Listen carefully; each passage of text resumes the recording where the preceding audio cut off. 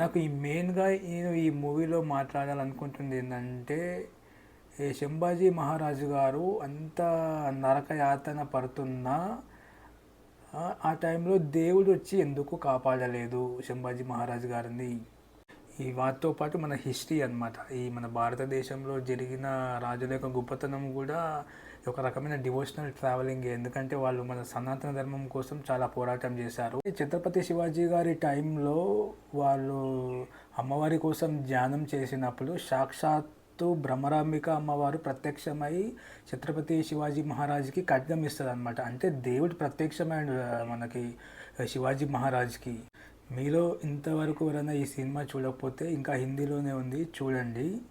నేను సినిమా బాగుందా బాగాలేదా తర్వాత విషయం. ఈ సినిమా మనం చూడాల్సింది ఫస్ట్ మన హిస్టరీ మనం తెలుసుకోవడానికి గురించి. శంభాజీ మహారాజు గారిని పట్టుకున్న తర్వాత 40 రోజులు ఒక్కొక్క రోజు ఒక్కొక్క నరకయాతన, అంటే ఒకరోజు గోర్లు తీసేయడం, ఒకరోజు కళ్ళు తీసేయడం, ఒకరోజు నాలుక తీసేయడం, ఒకరోజు పొడవడం, ఇలా చేస్తుంటే ఇంత బాధ దేవుడు చూస్తూ ఎలా ఉండగలిగాడు, అసలు ఎందుకు అట్లా చేశాడు దేవుడు అని చాలా థాట్స్ అనేది, చాలా క్వశ్చన్ మార్క్స్ రైజ్ అవుతూ ఉన్నాయి అనమాట ఆ సీన్ చూస్తున్న కొద్దీ. సో మీరు ఆల్రెడీ ఇన్ఫ్లుయెన్సర్స్ అయినా, మంచి ఫాలోవర్స్ ఉన్నా లేకున్నా ఒక 10 మందికి చెప్పే ప్రయత్నం అయితే చేయండి ఈ మూవీ గురించి. ఎందుకంటే మన హిస్టరీ మన వాళ్ళకి తెలియాలి. అందరికీ నమస్కారం. ముందుగా గురువు గారైన చాగంటి కోటేశ్వరరావు గారికి నా హృదయపూర్వక నమస్కారాలు. కుంభమేళా సిరీస్ అందరూ బాగా ఆదరిస్తున్నారు. అంటే థౌజండ్స్ ల్యాక్స్లో వ్యూస్ రాకపోయినా పర్వాలేదు. నేను కొన్ని వ్యూస్కి 1000 వ్యూస్, 1500, 2000, కొన్ని వ్యూస్కి 3000 అలా వస్తున్నాయి. పర్వాలేదు, I'm happy with that. So Kumbh Mela నుంచి వచ్చిన తర్వాత నేను నా ప్రొఫెషనల్ వర్క్స్తో కొన్ని డేస్ బిజీగా ఉన్నాను, వెడ్డింగ్ ఫోటోగ్రఫీ దాంట్లో. దాని తర్వాత ఈ మధ్యనే నాకు ఇన్స్టాగ్రామ్లో స్క్రోల్ చేస్తుంటే ఒక మూవీ గురించి కనిపించింది. ఆ మూవీ పేరే చావా అనమాట.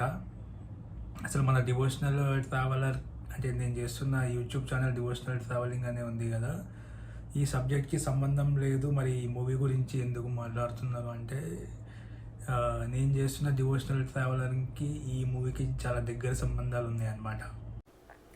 మరేంటి ఆ సంబంధం అంటే, నేను ఎందుకు ఎక్కువ టెంపుల్స్కే ట్రావెల్ చేస్తాను, వేరే ప్లేసెస్ ఎక్కువ వెళ్ళను, ఎక్కువ టెంపుల్స్కే ఎందుకు ట్రావెల్ చేస్తాను. నేను నా యూట్యూబ్ ఛానల్లో అబౌట్ మీ అనే వీడియో నేనేం పెట్టలే అనమాట. మేబీ ఈ వీడియో ద్వారా నాకు నా గురించి కొంచెం చెప్పే అవకాశం దొరికింది అనుకుంటున్నాను. సో నేను చిన్నప్పుడు టెంపుల్స్కి నార్మల్గా పేరెంట్స్ వెంబడి వెళ్ళేది, కానీ మరీ ఎక్కువ ఇంతగా వెళ్ళేవాడిని కాదు. నేను 2013-14 ఆ టైంలో మాల వేసుకున్నాను అనమాట. మాల వేసుకున్నప్పుడు మన మైండ్లో ఏముంటుంది, ఎక్కువగా దేవుని గురించి తెలుసుకోవాలి, లేకపోతే దేవుడి పాటలు వినాలి, ఇట్లాంటివే ఉంచుదాం అనుకున్నాను. వేరే అన్వాంటెడ్ మ్యూజిక్ కానీ సినిమాస్ కానీ చూడొద్దని చెప్పేసి. ఆ ప్రయత్నంలో నాకు లక్కీగా చాగంటి కోటేశ్వరరావు గారి గురించి నాకు తెలిసిందనమాట. అప్పుడు వారి ప్రవచనాలు వినడం స్టార్ట్ చేశాను. నేను వారి మొదటిగా విన్న ప్రవచనం ఏంటంటే అరుణాచల వైభవం. ఈ అరుణాచల వైభవం విన్న తర్వాత నాకు చాగంటి గారు చెప్పే విధానం చాలా బాగా నచ్చింది. ఇది వింటా ఉన్న కొద్దీ అసలు మన దేవుళ్ళ యొక్క గొప్పతనం, మన భారతదేశం యొక్క గొప్పతనం, పూర్వం ఏం జరిగింది, ఆ స్థల పురాణాలు ఏంటి, ఇవన్నీ క్లియర్గా అర్థమవుతుంది అన్నమాట. ఆ క్రమంలో నాకు అనుకోకుండానే నేను మన భారతదేశం పైన ప్రేమ, మన సంస్కృతి పైన ప్రేమ, ఇవన్నీ ఆటోమేటిక్గా పెరిగిపోయాయి. నేను అప్పుడే డిసైడ్ అయిపోయింది ఏంటంటే, నేను వేరే దేశం వెళ్ళకున్నా పర్వాలేదు, కాకపోతే నా భారతదేశాన్ని కుదిరినంత వరకు చూడాలి, ప్రయత్నం అయితే చేద్దామని అనుకున్నాను. అలాగే అంటే ఆ ఆలోచనలే పుట్టింది ఈ ట్రావెలింగ్ అనమాట. నేను ఎప్పుడు యూట్యూబ్ చేద్దాము, దీని ద్వారా మనీ సంపాదించేద్దాము అట్లా అన్న థాట్స్ అయితే లేదు. అందుకే 3 years బ్యాక్ స్టార్ట్ చేసిన, అంత యాక్టివ్గా వీడియోస్ పెట్టలేదు, ఈ మధ్యనే పెడుతున్నాను అనమాట. మరి ఆ మూవీకి నా ట్రావెలింగ్కి ఏం సంబంధం అంటే, నేను స్టార్ట్ చేసింది ట్రావెలింగ్ ఇదంతా మన భారతదేశ గొప్పతనం తెలుసుకోవడానికి, ఈ మన కల్చర్ని చూడడానికి, మన ఫెస్టివల్స్ని చూడడానికి, ఈ వాటితో పాటు మన హిస్టరీ అన్నమాట, ఈ మన భారతదేశంలో జరిగిన రాజుల యొక్క గొప్పతనం కూడా ఒక రకమైన డివోషనల్ ట్రావెలింగ్. ఎందుకంటే వాళ్ళు మన సనాతన ధర్మం కోసం చాలా పోరాటం చేశారు. నాకు మెయిన్గా నేను ఈ మూవీలో మాట్లాడాలనుకుంటుంది ఏంటంటే, ఈ శంభాజీ మహారాజు గారు అంత నరకయాతన పడుతున్నా ఆ టైంలో దేవుడు వచ్చి ఎందుకు కాపాడలేదు శంభాజీ మహారాజు గారిని. నేను మెయిన్గా ఈ వీడియోలో మాట్లాడాలనుకుంటుంది ఇదే పాయింట్ అన్నమాట. శంభాజీ మహారాజు గారు అంత నరకయాతన అనుభవించిన దేవుడు ఎందుకు రాలేదు. మీలో ఇంతవరకు ఎవరైనా ఈ సినిమా చూడకపోతే ఇంకా హిందీలోనే ఉంది, చూడండి. నేను సినిమా బాగుందా బాగాలేదా తర్వాత విషయం. ఈ సినిమా మనం చూడాల్సింది ఫస్ట్ మన హిస్టరీ మనం తెలుసుకోవడానికి గురించి, దానికోసం సినిమా చూడండి. సో మెయిన్ పాయింట్కి వస్తే, ఎందుకు దేవుడు రాలేదు. సో ఆలోచిస్తే ఏంటంటే, ఛత్రపతి శివాజీ గారి టైంలో వాళ్ళు అమ్మవారి కోసం ధ్యానం చేసినప్పుడు సాక్షాత్తు బ్రహ్మరాంబిక అమ్మవారు ప్రత్యక్షమై ఛత్రపతి శివాజీ మహారాజ్కి ఖడ్గం ఇస్తుంది అనమాట. అంటే దేవుడు ప్రత్యక్షమైన మనకి శివాజీ మహారాజ్కి. కానీ శంభాజీ మహారాజు గారు 40 రోజులు నరకయాతన అనుభవిస్తున్న దేవుడు ఎందుకు రాలేదని నాకు చాలా బాధ అనిపించింది ఆ సీన్ చూస్తున్నప్పుడు.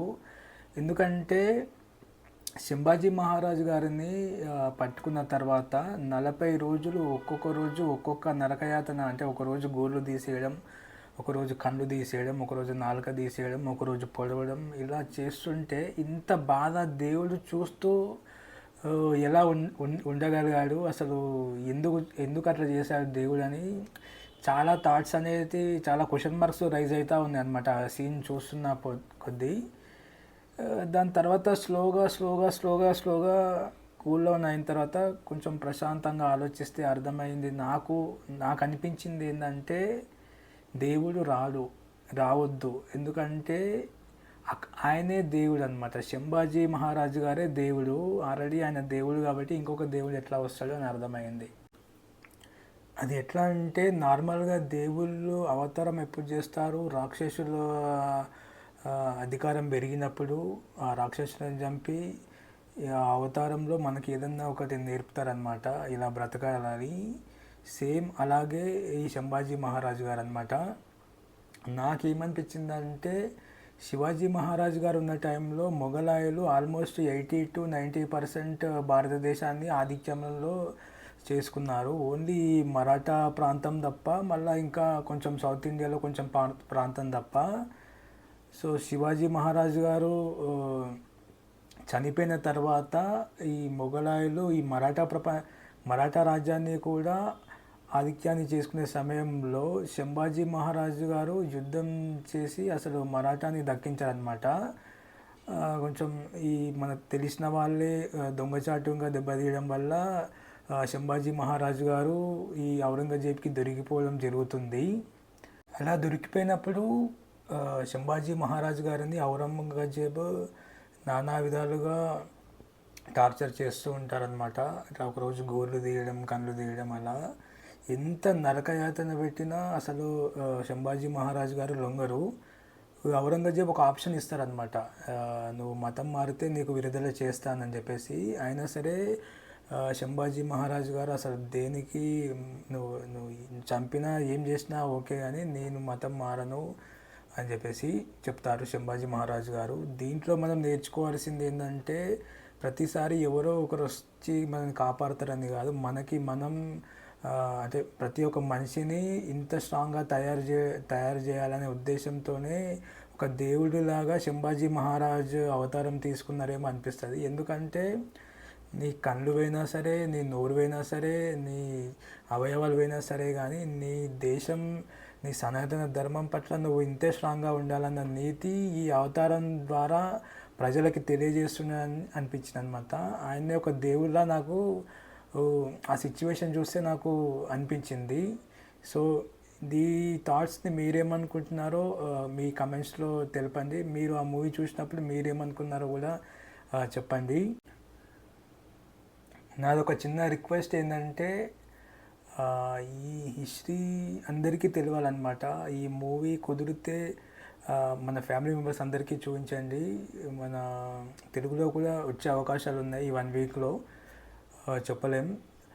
సో మీరు ఆల్రెడీ ఇన్ఫ్లుయెన్సర్స్ అయినా, మంచి ఫాలోవర్స్ ఉన్నా లేకున్నా ఒక 10 మందికి చెప్పే ప్రయత్నం అయితే చేయండి ఈ మూవీ గురించి. ఎందుకంటే మన హిస్టరీ మన వాళ్ళకి తెలియాలి.